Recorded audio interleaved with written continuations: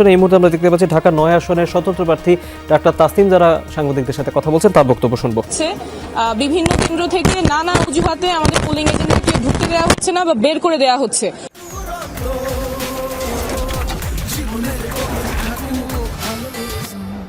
বানোয়াট কিছু নিয়ম বানিয়ে এই অজুহাতগুলো দেখানো হচ্ছে।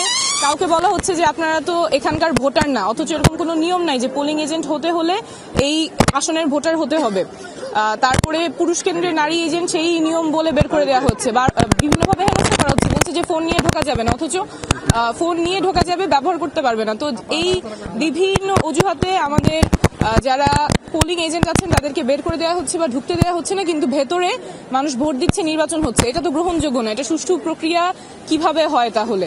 এবং যখন আমি জিজ্ঞেস করছি নিয়মটা কিসে, তখন আবার ওনারা বলতে পারছেন না। একটু আগে আরেকটা কেন্দ্রে গিয়ে আমার এটা নিজে সলভ করা লাগছে, কিন্তু আমি তো প্রার্থী হিসেবে গিয়ে প্রিজাইডিং অফিসারকে জিজ্ঞেস করতে পারবো না যে আপনি কোন নিয়মে কেন এই বানোয়াট অজুহাতে আমার পোলিং এজেন্টকে ঢুকতে দিচ্ছেন না বা বের করে দিয়েছেন। তো এটা তো কোনোভাবেই গ্রহণযোগ্য না। এবং যখন আমি জিজ্ঞেস করছি কোথায় নিয়ম, উনি বলছেন যে আমাদেরকে বলা হয়েছে। কে বলতেছে?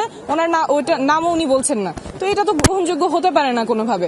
আমরা চাইবো যে সুষ্ঠুভাবে নির্বাচন হবে, এবং এই যে বিভিন্ন অজুহাতে আমাদের পোলিং এজেন্টদের ঢুকতে দেওয়া হচ্ছে না, বের করে দেওয়া হচ্ছে, এটা কোনোভাবেই গ্রহণযোগ্য না।